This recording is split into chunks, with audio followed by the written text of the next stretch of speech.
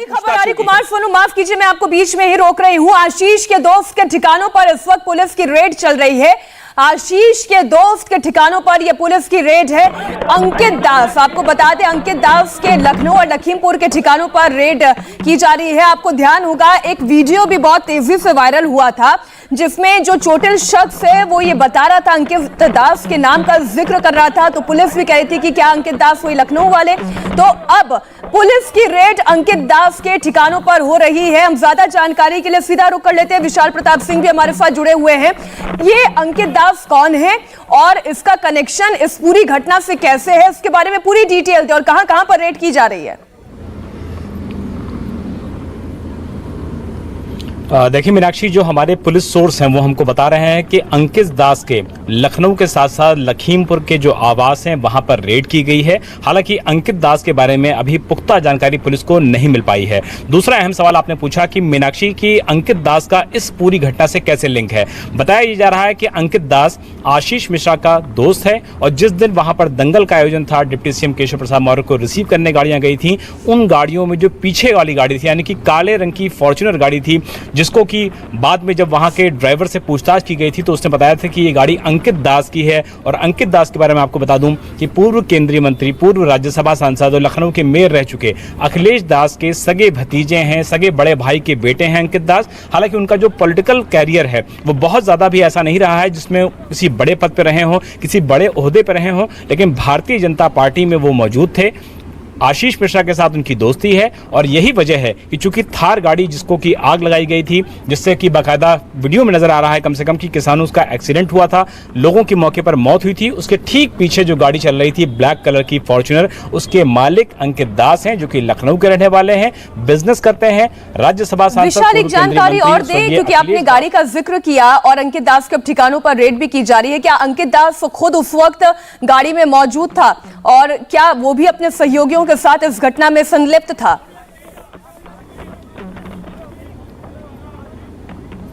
देखिए अंकित दास इस घटना में मीनाक्षी संलिप्त थे या नहीं थे, इस बारे में तो निश्चित तौर पर इन्वेस्टिगेशन और जांच के बाद साफ हो पाएगा। लेकिन जो ड्राइवर है, जो बाकायदा पूछताछ में सीओ को पूछताछ में बता रहा है, जिसको एविडेंस इंडिया टीवी के पास मौजूद है कि भैया गाड़ी में मौजूद थे, जब सीओ ने पूछा कि ये भैया कौन है तो उसने कहा कि अंकित दास, ये उन्हीं की गाड़ी है, ब्लैक फॉर्च्यूनर, हम लोग लखनऊ से आए थे और हम लखनऊ में हुसैनगंज में जो चारबाग थाना पड़ता है वहां के स्थित में हम लोग रहते हैं। तो निश्चित तौर पर कहा जा सकता है कि मौके पर अंकित दास मौजूद थे, उनकी संलिप्तता थी, घटना के बारे में जानकारी थी या नहीं थी, या क्या उनका पूरा सीक्वेंस है, वो निश्चित तौर पर जब पुलिस को मिल पाएंगे अंकित दास उसके बाद क्लियर हो पाएगा। लेकिन अंकित दास की तलाश में लखनऊ पुलिस ने लखीमपुर पुलिस के साथ मिलकर के जगह जगह रेड की है। हालांकि अंकित दास अभी तक थोड़ा और इंतजार करना पड़ेगा विशाल, क्योंकि आप हमें बता पाएंगे कि आखिरकार जो छापेमारी या रेड की गई है उसमें क्या सामने निकल कर आता है। लेकिन एक बार फिर से रुक करते कुमार सोनू का।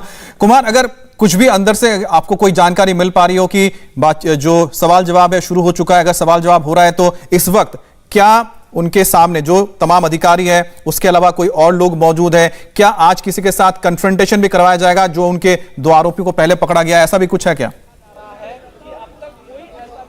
देखिए अभी तो सिर्फ आशीष मिश्रा से पूछताछ होगी, इसके बाद ये हो सकता है कि लवकुश और जो आशीष पांडे जिनको गिरफ्तार कर चुकी है पुलिस, उनको आमने सामने बिठाकर पूछताछ करे कि आखिर अगर आशीष मिश्रा वहां पर नहीं थे तो क्या आप दोनों में से कोई संपर्क में थे। क्योंकि मैं आपको बता दूं जो लवकुश है वो आशीष मिश्रा के पैतृक गांव बनवीरपुर का रहने वाला है, जो कि केंद्रीय गृह राज्य मंत्री का पैतृक गांव है। और उस पैतृक गांव से जो स्पॉट है वो महज कुछ ही दूरी पर है, तकरीबन 6 से 10 मिनट की दूरी का वो पूरा रास्ता है। तो ऐसे में वो आमने सामने बिठाकर भी पूछताछ हो सकती है। हालांकि अभी अकेले पूछताछ हो रही है, पहले पुलिस उनके जवाबों से अगर संतुष्ट नहीं होती है तो ये दौर शुरू हो सकता है। तो अभी ये कहना जल्दबाजी होगा, लेकिन इतना जरूर साफ है कि आशीष मिश्रा से जो पूछताछ होनी है वो महज आधे घंटे, 1 घंटे, 2 घंटे की नहीं होनी है। उस पूछताछ को पूरा होने में कई घंटों का समय लगेगा और हो सकता है कि आज पुलिस उन्हें जाने दे और कल फिर बुला ले, या ये भी हो सकता है कि शाम को जो है उनके जवाबों से अगर संतुष्ट नहीं होती है तो उनकी गिरफ्तारी करके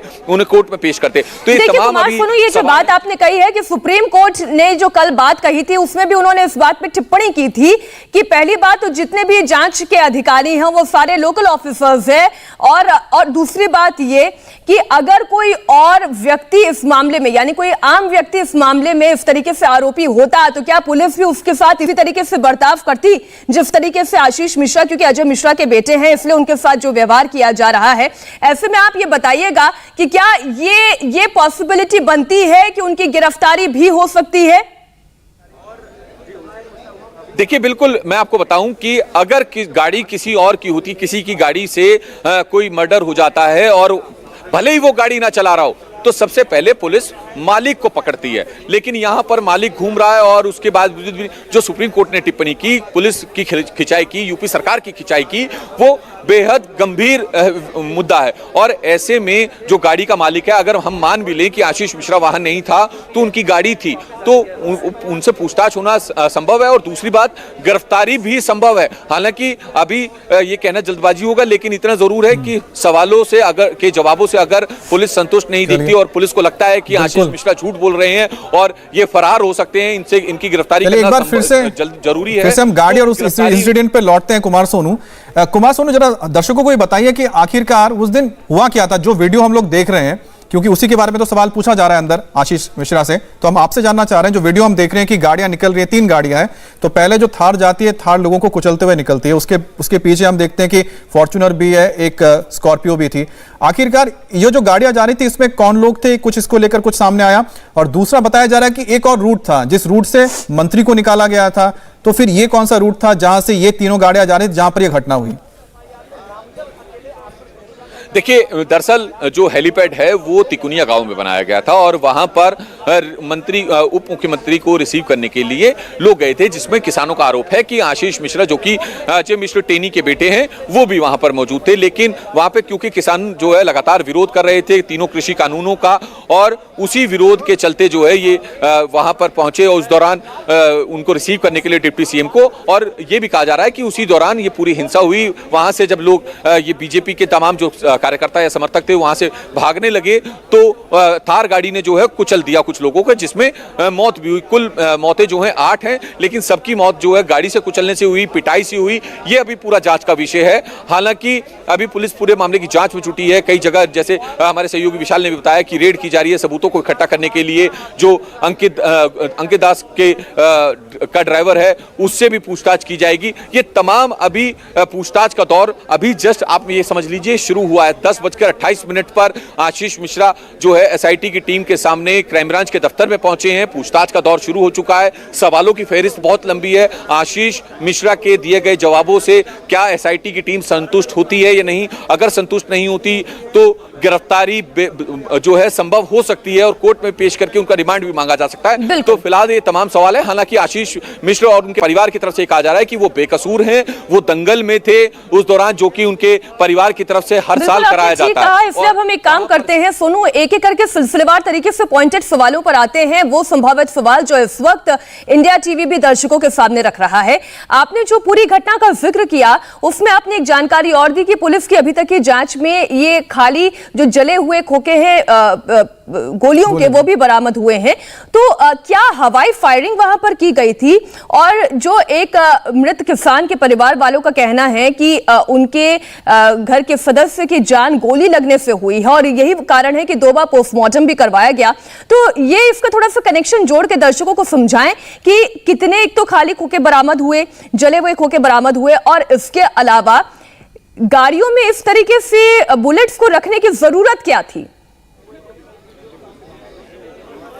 देखिए मैं सवाल कर रहा हूं कि जो एसआईटी की टीम है वो यही सवाल पूछेगी कि क्या आप वहां पर मौजूद थे? अगर आशीष मिश्रा क्योंकि शुरुआत से कह रहे हैं वो वहां पर नहीं थे, तो आपके समर्थक गए थे तो उनके पास हथियार थे या नहीं थे? क्योंकि गाड़ी आपकी थी तो उस गाड़ी में बुलेट कैसे मिली? बुलेट किसकी थी? उसका बुलेट किस रिवॉल्वर की थी, किस हथियार की थी? क्या वो हथियार लाइसेंसी था या अवैध था? ये तमाम सवाल हैं जो आशीष मिश्रा को जिनके जवाब देने हैं। और अगर संतुष्ट नहीं होती, मैं बार बार कह रहा हूं, अगर पुलिस संतुष्ट नहीं होती है तो उनकी गिरफ्तारी हो सकती है। बिल्कुल, और गिरफ्तारी तो मुझे लगता है कि शायद कोई बहुत बड़ी बात नहीं होगी, पुलिस उनको गिरफ्तार कर लेती है, क्योंकि जिस तरह से मुख्य आरोपी हैं, 2 लोगों को पहले गिरफ्तार किया जा चुका है। लेकिन इन्वेस्टिगेशन तो गिरफ्तारी होने के बाद भी हो सकती है, और हो सकता है कि गिरफ्तारी हो जाए, या तो जैसा कि सोनू बता रहे हैं कि हो सकता है कि उनको घर जाने दिया जा सकता है। इंडिया टीवी हर वक्त हर जगह डाउनलोड करने के लिए सर्च करें India TV news Google play store या ऐप स्टोर पर।